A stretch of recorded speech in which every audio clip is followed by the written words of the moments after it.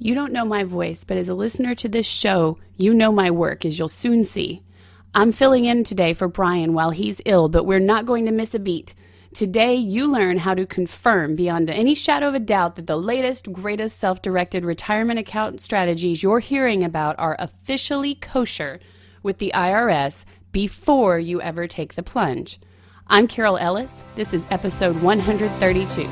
You're listening to Self-Directed Investor Radio, America's only podcast exclusively for affluent, self-directed investors, where each day of the week you receive innovative investment strategy and deadly accurate market analysis that's untainted by Wall Street and unblemished by government propaganda, all in 7 minutes or less. Coming to you now from iTunes, Stitcher, and SDIRadio.com, here's your host, Carole Ellis. Hello, listeners in America and the world over. It is so exciting to be with you today. I'm sitting in for Bryan today, who is, despite his stubborn insistence to the contrary, still quite ill. He's been struggling with some rather severe respiratory illness, and he hopes to be back to full health soon. But you folks should feel honored because every day for the past 2 weeks, he's only been able to work about 2 to 3 productive hours per day before being too exhausted to continue. And every day, he's given that time to you guys because he loves doing this show. It makes him so happy to spend this time with you. But last night, I really threw down the gauntlet, and I demanded that he actually rest until he's better, like the doctor ordered. And by the way, my name is Carole Ellis, and I'm Bryan's wife and business partner. And before you're tempted to think that I'm behind the SDI microphone today only because I'm Bryan's wife, well, let's go ahead and dispense with that now, shall we? Bryan insisted actually, that I brag on myself a bit. He calls it establishing my overwhelming credibility to my listeners. So here goes. I'm currently involved in over a dozen active real estate investment projects as I speak to you. Additionally, in just the last 30 days, Bryan and I have flipped 2 houses, both profitably, done hard money loans, and sold a real estate note. It's Bryan's role to find the deals, and it's my role to be the voice of reason and make sure that he doesn't miss anything on the due diligence side. And by the way, I've also written books and training programs for famous investors. I just wrote an article about the business of private lending, which is featured in this month's edition of Personal Real Estate Investor magazine and is on newsstands right now. I've got another article coming out in a few days in another national real estate magazine about the research we've done into one particularly promising real estate market out west. And by the way, nearly all of the hard data that Bryan shares with you on this show comes from my research. So let's just say I've got my finger on the pulse of the investing world in a pretty big way. So enough of that. Let's talk about something that's really important today, avoiding trouble with your self-directed retirement account. But first, Bryan wanted me to tell all of you he's really in the mood to buy some first lien real estate notes. And honestly, people, I really hope you will sell some to him because he gets pretty moody when he's in the mood to buy. And I'd really like that to be resolved as soon as possible. Seriously, though, if you've got first lien real estate notes against residential property, and if you actually own those notes, no brokers, please, then reach out to Bryan via text or online. You can reach him by text by sending the word sell note to 33444. That's spelled SELLNOTE with no spaces. Text the word sell note to 33444 or go to SDIRadio.com/sell note. Either way works just fine. So let's talk about something that is near and dear to my heart, due diligence. Like I told you, in the deals Bryan and I do, a big part of my role is to make sure that he sees the big picture. He's a numbers guy and he is incredibly good at it. But there is more to a deal sometimes than just the numbers, so let's look at that today.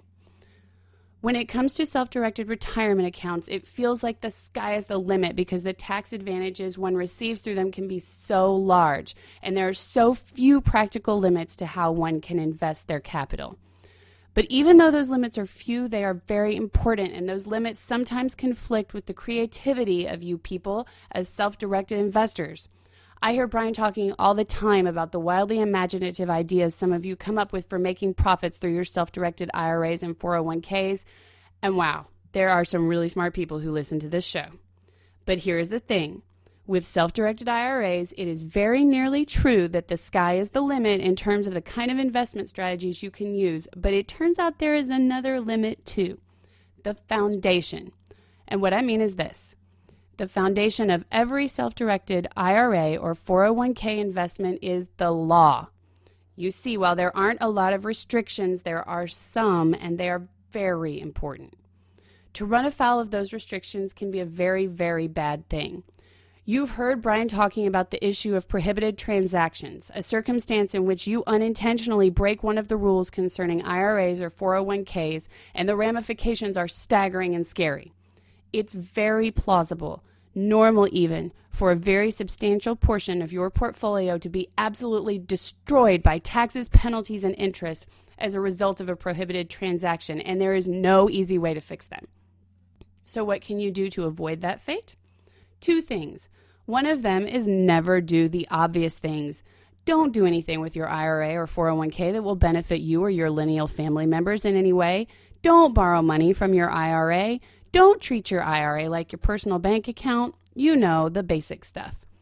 But the other way to avoid that fate is this. When you come up with the latest, greatest strategy to use in your self-directed IRA or 401k, do 2 things. First, consult with a competent, experienced attorney about whether or not your strategy has any supporting case law to suggest it will pass muster if the IRS chooses to take a closer look.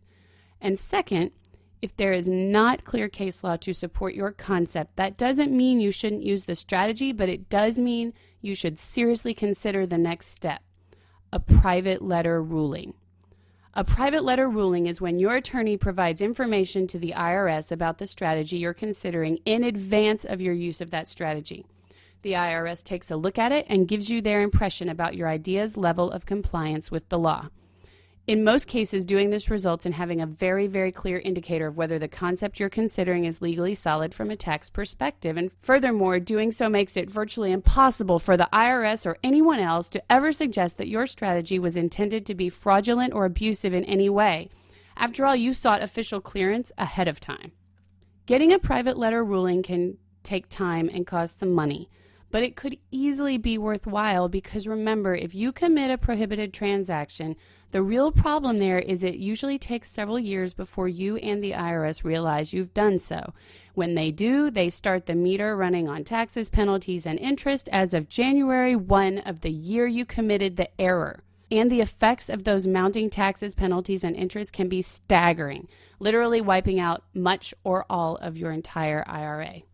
So just as I advised Bryan, I am advising you. Be careful on the front end. It is a great thing that there is so much flexibility available with self-directed retirement accounts, and it's just as great that through private letter rulings, we have a way to make sure that our creativity doesn't actually cross a line it shouldn't. That's all for today, but I've got a request. If you enjoyed my stint as a guest host today, please let Bryan know, okay? Send him a note at feedback@sdiradio.com and tell him what you thought. Thank you, and I'd really appreciate it. And like Bryan always says, invest wisely today and live well forever. Thank you for listening to Self-Directed Investor Radio with Bryan Ellis. Don't miss a single episode. Be sure to subscribe to Self-Directed Investor Radio right now on iTunes, on Stitcher, and at SDIRadio.com. Your feedback is always welcomed via email at feedback@sdiradio.com. This show is for entertainment purposes only and is not intended as legal or professional advice for your situation. Content is the property of the Self-Directed Investor Society.